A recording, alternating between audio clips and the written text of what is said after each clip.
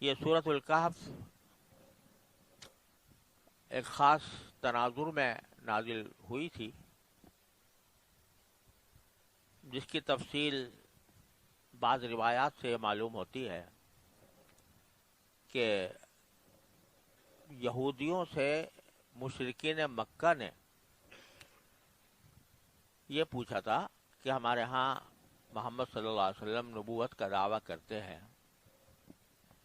تو ہمیں ذرا معلوم کرنا ہے، ہمیں تو نبوت کا کوئی پتہ نہیں ہے کیونکہ ہم تو کسی نبی پر ایمان رکھتے نہیں ہیں۔ آپ کے ہاں انبیاء پر بھی ایمان ہوتا ہے، آپ کتابوں پر بھی ایمان رکھتے ہیں، تو کوئی ایسی بات بتائیں کہ جو ہم ان سے پوچھیں، جس کے نتیجے میں وہ جو جواب دیں تو اس سے پتہ چل جائے کہ وہ سچے ہیں یا جھوٹے ہیں۔ تو انہوں نے مشرکین کو 3 سوال کرنے کا حکم دیا تھا کہ آپ رسول کریم صلی اللہ علیہ وسلم سے 3 باتیں پوچھیں۔ اگر وہ ان کا صحیح جواب دے دیں گے تو اس کا مطلب یہ ہوگا کہ وہ واقعی سچے ہیں۔ ایک بات تو انہوں نے پوچھی تھی کہ روح کے بارے میں سوال کریں کہ روح کی حقیقت کیا ہے۔ اس کا ذکر پہلے سورہ بنی اسرائیل میں گزر گیا، اور وہاں چونکہ اللہ تعالیٰ نے یہ فرمایا کہ روح کی حقیقت کوئی بیان کر ہی نہیں سکتا، اس لیے اس کو الگ سے سورہ بنی اسرائیل میں اللہ تعالیٰ نے ذکر فرما دیا۔ باقی 2 سوال یہ کیے گئے تھے کہ آپ ہمیں وہ عجیب واقعہ سنائیں کہ جس میں کچھ لوگ تھے، بلکہ انہوں نے 7 کا لفظ کہا تھا کہ 7 افراد تھے جو کافروں سے فرار ہو کر ایک غار میں جا کر چھپ گئے تھے، اور وہاں کئی سو سال سوتے رہے اور پھر زندہ ہوئے۔ عجیب واقعہ ان کا، وہ سنائیے۔ تو رسول کریم صلی اللہ علیہ وسلم، اور تیسرا سوال یہ کیا تھا کہ اس بادشاہ کا ہمیں حال سنائیے جس نے مشرق و مغرب اور شمال و جنوب دنیا کے چاروں اطراف میں سفر کیا تھا۔ تو اس کے ان 2 سوال جو تھے، ایک وہ لوگ کہ جو غار میں پڑے سوتے رہے تھے اور پھر اللہ نے ان کو زندہی حالت میں اٹھایا، اور وہ ان کی ایک کرامت اللہ نے ظاہر فرمائی، تو اس کا واقعہ اس صورت میں بیان کیا گیا ہے، اور اسی لیے اس کو سورۃ الکہف کہتے ہیں۔ کہف کے معنی غار کے ہوتے ہیں۔ اور دوسرا واقعہ ذوالقرنین کا ہے، جو اسی صورت میں سب سے آخر میں بیان ہوا ہے۔ تو رسول کریم سرورت عالم صلی اللہ علیہ وسلم نے یہ قرآن کریم نے یہ واقعات بیان فرما دیے، نبی کریم صلی اللہ علیہ وسلم نے ان کو بتا دیے، جس سے رسول کریم صلی اللہ علیہ وسلم کی نبوت کا اس بات ہو گیا۔ اسی لیے اس کو سورۃ الکہف کہا جاتا ہے کہ اس میں پہلا واقعہ اس میں غار والوں کا بیان کیا گیا ہے۔ اس سورہ کہف کی کچھ فضیلتیں بھی احادیث میں وارد ہوئی ہیں۔ ایک صحیح حدیث میں جو مسلم شریف وغیرہ میں مروی ہے، یہ ہے کہ جو شخص سورہ کہف کی ابتدائی 10 آیتیں یاد کر لے اور اس کو پڑھے تو وہ دجال کے فتنے سے محفوظ رہے گا۔ اور بعض روایتوں میں آخری 10 آیتوں کے بارے میں یہ بات کہی گئی ہے۔ اور یہ بھی کہا گیا ہے، ایک روایت میں ہے جو رسول کریم صلی اللہ علیہ وسلم سے تو نہیں لیکن بعض صحابہ و تابعین سے مروی ہے، کہ جمعہ کے دن سورہ کہف اگر کوئی شخص پڑھے تو اس کے لیے اللہ تبارک و تعالی زمین و آسمان میں پھیلا ہوا ایک نور پیدا فرما دیتے ہیں، اور وہ اگلے جمعہ تک اس کے گناہوں کی مغفرت کا سبب بنتا ہے۔ اسی لیے جمعہ کے دن سورہ کہف پڑھنے کا معمول بزرگوں کا ہمیشہ سے رہا ہے۔ اسی طرح ایک موقوف روایت میں یہ بھی ہے کہ سورہ کہف کی آخری 5 آیتیں اگر کوئی پڑھ کے سوئے تو جس وقت اٹھنے کی نیت سے وہ پڑھے گا تو اس وقت اللہ تبارک و تعالیٰ اس کی آنکھ کھلوا دیں گے۔ یہ فضائل بھی سورہ کہف کے وارد ہوئے ہیں، اور صحابہ کرام سے مروی ہے کہ سورہ کہف کی وہ بکثرت تلاوت کیا کرتے تھے اور اس کو اپنے لیے بہت برکت اور رحمت کا ذریعہ سمجھتے تھے۔ ربنا آتنا من لدنک رحمتا وہیئ لنا من امرنا رشدا، یہ دعا ہے اصحاب کہف کی۔ اصحاب کہف نے یہ دعا مانگی تھی۔ کب مانگی تھی؟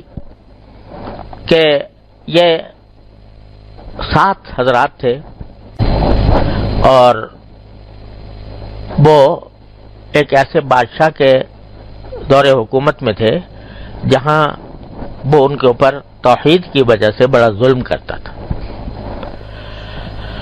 سارا معاشرہ شرک میں ڈوبا ہوا تھا، بادشاہ خود مشرک تھا اور توحید کے قائلوں کو اوپر ظلم ڈھاتا تھا۔ تو اب یہ بیچارے پریشان تھے کیونکہ اس شہر میں رہنا جہاں ان کے اوپر اس طرح ظلم کیا جا رہا ہے یہ ان کے لیے بڑا مشکل ہو رہا تھا۔ تو ان کا واقعہ جو ہے وہ نبی کریم صلی اللہ علیہ وسلم سے کسی نے پوچھا تھا کہ ان آدمیوں کا کیا واقعہ ہے کہ جو 300 سے زائد سال غار میں پڑے سوتے رہے تھے، اور وہ عجیب واقعہ ہے۔ کہنے والے نے یہ کہا تھا کہ وہ عجیب واقعہ کہ جس میں کچھ لوگ غار میں پڑے سوتے رہے تھے 300 سال تک، وہ کیا واقعہ ہمیں بتائیں۔ وہ ایک طرح سے یہ واقعہ مشہور تھا عیسائیوں کے اندر، اہل کتاب میں، تو انہوں نے یہ سوچا کہ نبی کریم صلی اللہ علیہ وسلم کو اس کا کیا پتہ ہوگا، کیونکہ یہ عیسائی کتابوں میں تھا اور کہیں اور کسی کو اس کا زیادہ پتہ نہیں تھا، اور تھا عجیب دیکھنے میں۔ تو قرآن کہتا ہے، جب اس واقعے کو بیان کرتے ہوئے قرآن کریم کہتا ہے کہ ام حسبت ان اصحاب الکہف والرقیم کانوا من آیاتنا عجبا، کیا تم یہ سمجھتے ہو کہ وہ اصحاب کہف کا جو واقعہ ہے وہ کوئی عجیب چیز تھی؟ تم اس کو عجیب سمجھ رہے ہو؟ یعنی ہماری قدرت سے کیا چیز بعید ہے؟ لہذا اللہ تعالیٰ نے، اگر میں نے اپنی قدرت سے کسی کوئی ایسا کام کیا جو دیکھنے میں بڑا عجیب معلوم ہوتا ہے، وہ میرے لیے کوئی عجیب نہیں ہے۔ شروع یہاں سے کیا ہے واقعے کو، ام حسبت ان اصحاب الکہف والرقیم کانوا من آیاتنا عجبا، کیا تم سمجھتے ہو کہ یہ کوئی عجیب چیز تھی؟ بتا یہ دیا کہ کچھ بھی مانگ رہے ہو اللہ تبارک و تعالی سے، کچھ بھی مانگ رہے ہو تو اس کو یہ نہ سمجھو کہ یہ ایک عجیب چیز ہے، میں مانگوں گا تو کہاں ملے گی مجھے۔ اللہ تعالیٰ کیا کوئی چیز عجیب نہیں ہے، کوئی چیز عجیب نہیں ہے۔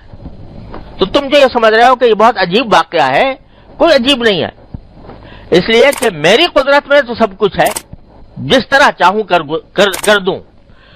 تو سکھا یہ دیا کہ دعا مانگتے وقت جب اللہ تبارک و تعالیٰ سے دعا مانگے بندہ تو یہ نہ سوچے کہ یہ کیسے ہوگا، یعنی ایک طرف مانگ بھی رہا ہے اللہ تعالیٰ سے اور دل میں شک بھی ہو رہا ہے کہ یہ پتہ نہیں ہوگا بھی نہیں ہوگا، یہ تو بڑی عجیب چیز ہوگی، بڑی غیر معمولی بات ہوگی، کیا مانگوں اللہ میاں سے۔ بعض اوقات دماغ میں یہ بات آ جاتی ہے۔ تو پہلے لمحے پر اللہ تبارک و تعالیٰ نے اس خیال کو ختم کر دیا کہ یہ جو 300 سال تک وہ پڑے سوتے رہے غار میں اور زندہ رہے، یہ تم اس کو عجیب سمجھ رہے ہو؟ تو کیا سمجھتے ہو عجیب چیز ہے؟ ارے کیا عجیب ہے، ہماری قدرت سے، ہماری رحمت سے کیا چیز بعید ہے؟ اس واسطے کبھی یہ نہ سمجھنا کہ میں جو کچھ مانگ رہا ہوں وہ تو بڑی عجیب بات مانگ رہا ہوں، تو پتہ نہیں ہوگی کہ نہیں ہوگی۔ تو کتنی ہی عجیب چیز نظر آ رہی ہو، لیکن جب اللہ تبارک و تعالیٰ سے مانگا جائے گا تو وہ کچھ عجیب نہیں ہے اللہ تبارک و تعالیٰ کے لیے۔ یہیں سے کہانی شروع کی ہے قرآن کریم نے۔ تم سمجھتے ہو کوئی عجیب چیز تھی؟ کچھ بھی عجیب نہیں تھا، ہماری قدرت سے کیا بعید تھا۔ پھر آگے واقعہ بیان کیا، اذ الفتية الى الكهف فقالوا ربنا آتنا من لدنك رحمة وهيئ لنا من امرنا رشدا۔ اب سنو قصہ، پہلے یہ بات دہن نشین کر لو، کوئی بات عجیب نہیں ہمارے ہاں۔ اور پھر آگے واقعہ سنو، اذ الفتية الى الكهف، کہ جب وہ نوجوان جن کا ذکر ہو رہا ہے وہ جب انہوں نے پناہ لی غار میں تو انہوں نے کیا کیا تھا. پناہ لی غار میں وہی بات کہ شہر میں حاکم جو ہے وہ ظالم تھا، توحید کے عقیدے کا مخالف تھا، توحید والوں پر ظلم کرتا تھا. اب گھر میں وہاں شہر میں رہیں تو ظلم و ستم کا نشانہ بنے، اور شہر سے باہر جائیں تو کھائیں پیئیں کہاں سے؟ اس کے لیے ہمارا انتظام کیسے ہو کہ ہم کہاں کوئی مکان ہو، کوئی گھر ہو، کوئی ایسی جگہ ہو کہ جہاں کے جا کے چھپ جائیں. تو اور کچھ بھی نہیں تھا، ایک غار تھا، اس میں جا چھپے، وہاں پناہ لی. اب کیا کیا کہ چاروں طرف سے اسباب کے جتنے راستے تھے وہ بظاہر بند، نہ شہر میں جا سکتے ہیں نہ کسی ایسی جگہ جا سکتے ہیں کہ جہاں امن و سکون کے ساتھ رہ سکیں، کھانا پینا بھی ان کو مہیا ہو جائے. اس وقت دعا کی انہوں نے وہاں جانے کے بعد کہ ربنا آتنا من لدنک رحمہ. پہلی بات کہ ہمارے پروردگار ہمیں خاص اپنے طرف سے رحمت دے دیجیے، رحمت عطا فرما دیجیے، رحمت عطا فرما دیجیے، خاص اپنی طرف سے رحمت عطا فرما دیجیے. رحمتم من لدنک، یہ عجیب عنوان ہے کہ خاص اپنے پاس سے دے دیجیے. صرف یہ بھی کہہ سکتے تھے کہ رحمت دے دیجیے، رحم فرما دیجیے، لیکن کہا کہ رحمت خاص اپنے پاس سے دیجیے. کیا معنی کہ ایک تو رحمت آپ کی وہ ہے کہ جو سب بندوں کے اوپر ہے، سارے بندوں پر. ہر ایک آدمی جو ہے وہ سانس لیتا ہے، زندہ ہے، وہ بھوک لگتی ہے کھانا کھاتا ہے، پیاس لگتی ہے پانی پیتا ہے، نیند آتی ہے تو سوتا ہے. یہ ساری اللہ تعالیٰ کی رحمتیں ہی تو ہے نا. لیکن وہ رحمتیں سب کے لیے عام ہیں. تو وہ رحمتیں تو آپ کی ہیں ہیں جو سب کچھ بھی ہیں، لیکن ہمیں آج اس ضرورت ہے آپ کے پاس سے کوئی خاص رحمت کی جو آپ کے پاس سے خاص آئی ہو. کیوں؟ اس لیے کہ ہم مصیبت میں گھرے ہوئے ہیں، ایسی مصیبت میں گھرے ہوئے ہیں کہ نہ جائے ماندن نہ پائے رفتن، نہ ہم شہر میں واپس جا سکتے ہیں اور نہ ہمیں اس صحرا اور جنگل میں کوئی زندگی کے آثار نظر آتے ہیں کہ اس میں رہ کر ہم اپنی زندگی گزار لیں گے. اس مصیبت میں ہے. تو اس واسطے ہمیں ایسی رحمت کی ضرورت ہے جو خاص آپ کی طرف سے ہو. یعنی کہ عام جو رحمتیں ہیں ان کے علاوہ ہمارے لیے کوئی غیر معمولی رحمت عطا فرما دیجیے. من لدنک رحمت وہیئ لنا من امرنا رشدا، اور ہمارے لیے آسانی سے مہیا کر دیجئے ہمارے اس معاملے میں کوئی بھلائی کی چیز. ہمارے اس معاملے میں، کس معاملے میں؟ کہ ہم ظلم و ستم سے تنگ آ کر شہر سے نکل چکے ہیں، آگے بظاہر کوئی راستہ نظر نہیں آ رہا. تو ہمارے اس معاملے میں آپ کیا دے دیجئے؟ کوئی بھلائی کا راستہ ہمارے لیے آسانی کے ساتھ پیدا فرما دیجئے. رشدہ، یہ رشدہ کا لفظ جو ہے میں نے ترجمہ بھلائی سے کر دیا، ورنہ بڑا عجیب جامع لفظ ہے. ایک تو ہوتی ہے ہدایت تو، اور ایک ہوتی ہے رشد اور رشد، جس کا یہاں پر استعمال کیا گیا. ہدایت عام طور سے جو ہے وہ روحانی معنی میں آتی ہے کہ آدمی صحیح دین کی طرف چلا جائے، صحیح راستہ اختیار کر لے. لیکن رشد کا جو لفظ ہے یہ در حقیقت آتا ہے کہ آدمی جو کام کرے وہ ٹھیک کرے، جو کام کرے ٹھیک کرے. وہ ہے چاہے دین کا کام ہو چاہے دنیا کا کام ہو. دنیا کا کام بھی اگر کوئی آدمی ٹھیک طریقے سے نہیں کرے گا تو خراب ہو جائے گا نا. تو دنیا کے کام میں بھی رشد کی ضرورت ہے، اور رشد جو ہے یہ در حقیقت یہ مسلمان کو بھی چاہیے، کافر کو بھی چاہیے. کیونکہ اتنا رشد ہو کہ اس صحیح طریقے سے کام کرے. کوئی اگر بات کہی جا رہی ہے تو ڈھنگ سے سنے، یہ ساری باتیں اس کے اندر داخل ہیں. صحیح, ٹھیک ٹھیک. اللہ, تو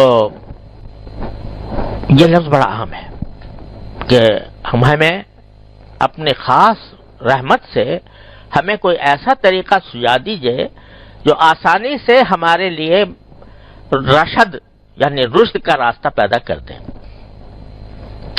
اب پیغمبر کہتے ہیں جب ان سے خطاب ہو رہا ہے کافروں سے, تو کہتے ہیں الیس منکم رجل الرشید, کیا تم میں کوئی ایسا آدمی نہیں ہے کہ جو ڈھنگ کی بات سن سکے, ڈھنگ کی بات سن سکے؟ ایسا آدمی نہیں ہے تم میں کوئی. مطلب کافروں میں بھی رشید ہو سکتا ہے کہ وہ جو کم از کم سوچے سمجھے صحیح طریقے سے بات کو سنے.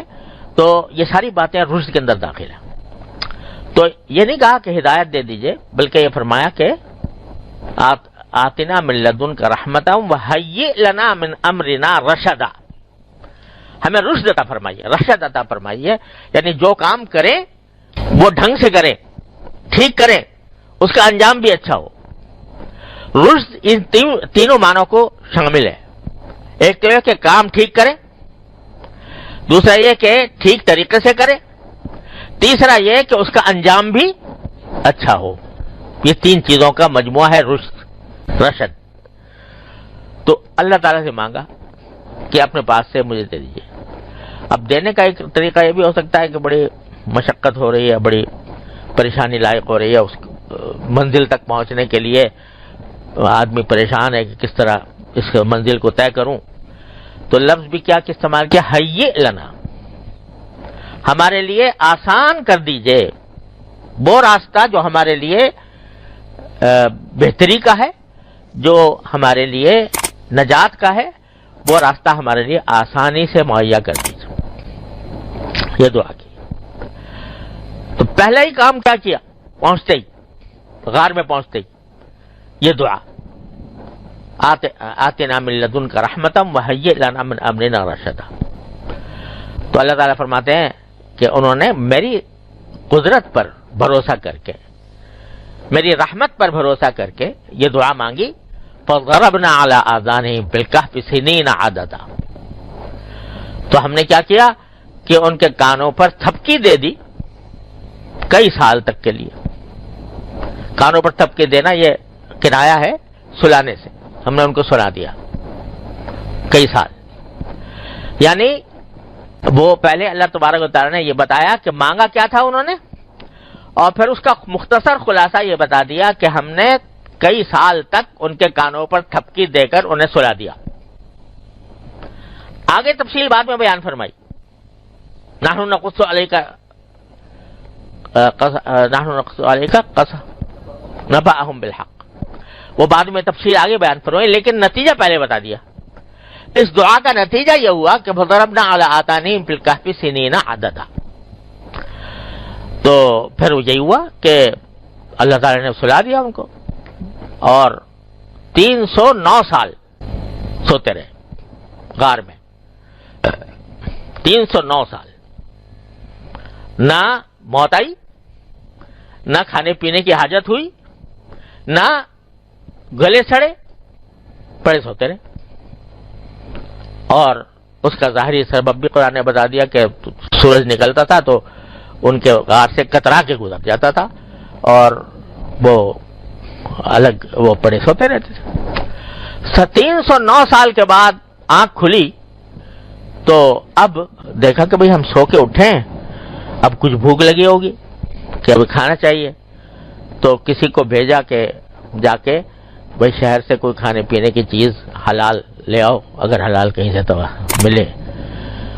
تو اور ساتھ میں یہ بھی کہہ دیا کہ ذرا خفیہ طریقے سے جانا, چھپ چھپا کر, کیونکہ اگر بادشاہ کو پتہ لگ گیا تو پھر ہمیں گرفتار کرے گا, پھر ہمیں ظلم کرے گا. اب جہاں جا کر وہ کھانا لینے کے لیے گئے کسی دکان پر, تو وہ پرانا سکہ کہیں پڑا ہوا تھا 309 سال, وہ اس کو دکھایا کہ بھئی اس کے دے دو کھانا. وہ کہتا ہے بھئی تم کہاں سے لے آئے سکہ, یہ تو سکہ اب چلتا نہیں, 309 سال پہلے کا سکہ ہے. تو اس وقت لوگوں کو پتا چلا کہ بھئی یہ کیا قصہ ہو گیا. اس وقت انقلاب آ چکا تھا ملک کے اندر, بادشاہ نیک آ گیا تھا, نیک حکمران آ گیا تھا. جب اس کو پتا چلا تو اس نے ان کو بلایا اور اکرام کیا اور بڑی عزت کے ساتھ رکھا, اور بالآخر جب ان کی وفات ہوئی تو ان کے لیے ایک مسجد تعمیر کی بادشاہ نے. یہ واقعہ ہے. لیکن شروع یہاں سے ہوا ہے کہ جب غار کے منہ پر پہنچے تو یہ دعا کی کہ یا اللہ رب آتنا من لدنک رحمتا وہیئ لنا من امرنا رشدا. اب یہ واقعہ جو سنا دیا قرآن کریم نے, یہ کس لیے؟ ویسے ہی قصہ کہانی کے طور پر کہ بھئی افسانہ سنا دیا ایک, کیسا ہوا تھا. ظاہر ہے قرآن کریم نہ افسانے کی کتاب ہے نہ کہانی کی کتاب ہے. یہ تو جو بات ہے وہ کسی مقصد سے ہے, کوئی سبق سے ہے. سبق یہ دے دیا پہلے یہ کہہ کر کہ یہ کوئی عجیب بات نہیں تھی جو ہم نے 300 سال تک سلائے رکھا. یہ کوئی عجیب بات ہمارے لیے کوئی عجیب نہیں تھی. تمہارے لیے عجیب لگتی ہوگی تمہیں, ہمارے لیے تو کچھ عجیب نہیں تھی. تو یہ سبق دے دیا کہ جب کبھی تم کسی مشکل میں گھرو, کوئی پریشانی لاحق ہو, کوئی راستہ نظر نہ آ رہا ہو, تو اس طرح مانگو جیسے اصحاب کہف نے مانگا تھا. ربنا آتنا من لدنک رحمتا وہیئ لنا من امرنا رشدا. یہ مانگو. تو ایسے ہماری قدرت کے معجزے تمہیں نظر آئیں گے اگر تم نے ڈھنگ سے مانگا, اگر تم نے اہتمام سے مانگا, سوچ سمجھ کر مانگا, تو پھر ایسے تمہیں ہماری قدرت کے اور رحمت کے ایسے معجزے نظر آئیں گے جو تمہیں عجیب لگیں گے, لیکن ہمارے لیے کوئی عجیب نہیں. جو کوئی مشکل پیش آئے یہ مانگو.